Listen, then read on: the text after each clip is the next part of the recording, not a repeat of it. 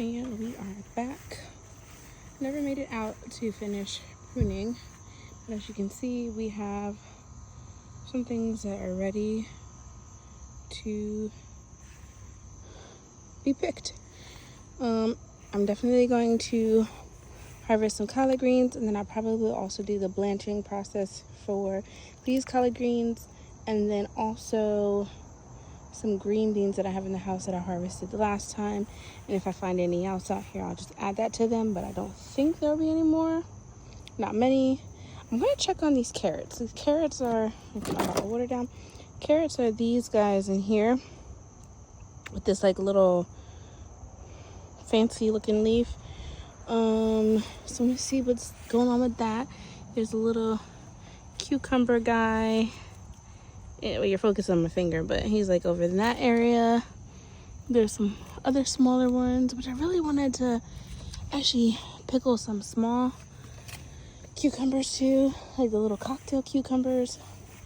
So I don't know if I'll have time to do that with this harvest.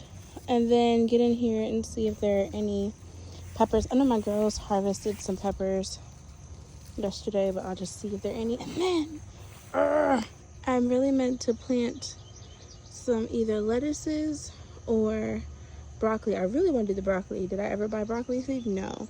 But I wanted to do that as I was pulling some of this stuff up, I can replace it with a few things. But I do want to get in here and try and prune this side up, because I've been talking about this side for a while now, and I just haven't done it. So yeah. Oh, look at that guy. I don't know who you are, or were, I should say. But yeah, there's I don't know, something going on with this stuff over here, but I'm gonna try and, oh, is that another one? I'm gonna try and then there's one in there. Like this pepper plant, I don't think she even did anything. But you can't even really tell because it's all just like super overgrown. So I need to get in there, and then I think I'll be able to reap a bit more from the pepper plants once I get this all cleaned up. Probably same thing with cucumber too. All right. So fair warning, the majority, actually probably the rest of this video will be voiceover, only because in the process of me pruning and being in the garden, my mom comes in and she's having a conversation with my aunt, and there's just a lot of background noise. And even when I get to the kitchen later, you'll see there's just a lot of background noise, so it was just easier to record. Like right now, I'm on my deck here with Duncan. Kids are playing in the yard. Chickens are roaming around free. Beautiful evening, and I figured this is the best time to get this done. So these are the tomato plants that I hadn't pruned all season long. Like, not even when I got to the beds. These, I never gave these the right attention.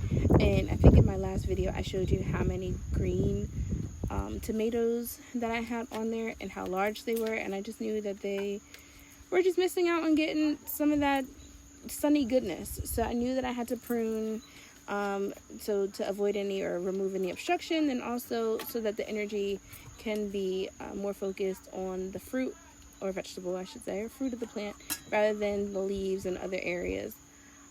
So as I had mentioned, my mom was on the phone with my aunt, and she was just honestly bragging, but she was just kind of telling her how proud she is of the garden that I started, and she was specifically highlighting the collard greens at this point. So she asked me, because she was taking pictures and sending them to her, so she's like, oh, we'll take them off. And I'm like, you know, that works out, because I finished pretty much with the tomatoes and it was time to harvest the collard greens. Oh, look at that. Wait, Vera, look at, you still don't see this one. They are beautiful, honey. Thank you. They are beautiful. Watch this one that I'm getting ready to send you now. Oh. So you get ready to harvest them in? Huh? Yes, I'm bringing them in, and I'm gonna I have some green beans in the house that I gotta blanch, and I'm gonna do the collard greens too. Okay. So yes, it is very rewarding to hear my mom and my aunt compliment my garden and tell me how proud they are of me for for this. You know, it's no small feat doing a garden, and it meant a lot to me. Especially these collard greens, because as I mentioned in a previous video, the insects, once I moved them from my deck down to the actual garden where they're at, where you can see them now, the insects there went crazy on my collard greens and ate them down. I got the nets and started fresh, and now I have beautiful collard greens that I can harvest.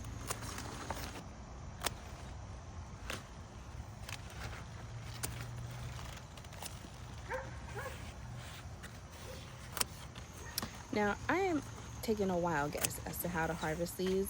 It's not my first time harvesting them. As you can see, I'm doing it with scissors, so I know that that's not ideal. But I'm just picking the best leaves, or the leaves that I feel have grown enough or would make enough of a pot of greens or a bag when I freeze them. But I do this with all three, so I do get a pretty big harvest. The unfortunate part is that in about 10 seconds from this point, my battery dies and I lose all the rest of the other content. But it just allows me to fast forward to this part where you can see the tomatoes that we harvested in the last video have now been sitting in the windowsill for 1 or 2 days, give or take. I believe over 2 days max. So I love this process. I love being able to see it change from that greenish blush to this. Here we're just doing some prep, cleaning up the counter, making sure everything is wiped off and ready to begin the prep and blanching process. So you will need a cutting board or a plate, whatever you want to dice up your vegetables or cut your vegetables in. A good knife, which that one is my favorite knife, and make sure it's sharpened.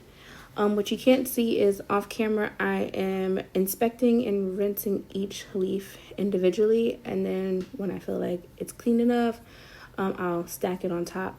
And then once I have a pretty good stack, I kind of roll them up, give it like a couple vertical or horizontal cuts, and then I chop them the width that I want.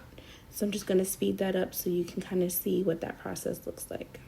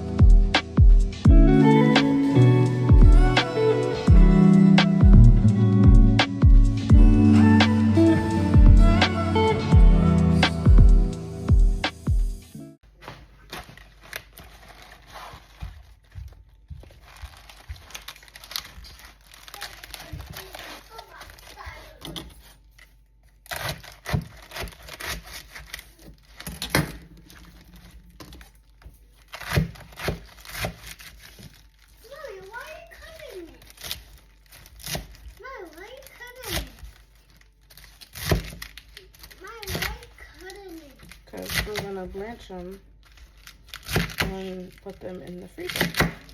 Why? To get what? To get like some lettuce? Get some lettuce? Oh yeah, they're collard greens. What? So I repeat this process about 2 or 3 more times, depending on how many collard greens are harvested. But again, repeating the process, cutting them, putting them aside.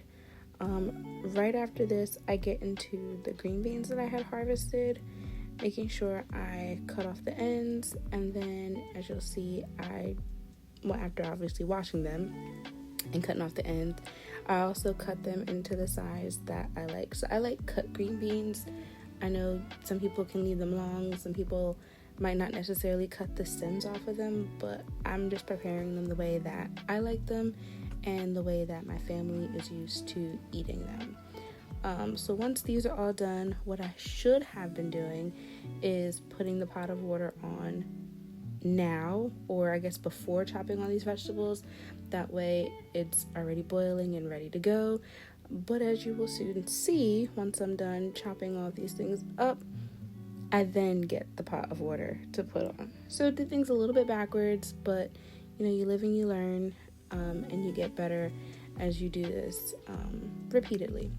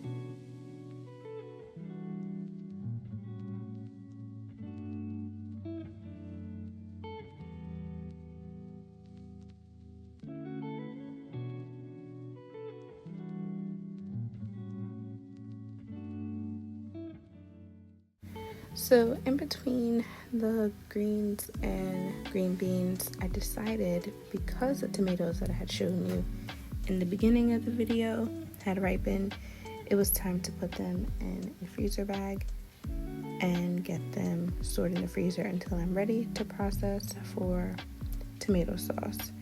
So I figured while I had the time, why not do that?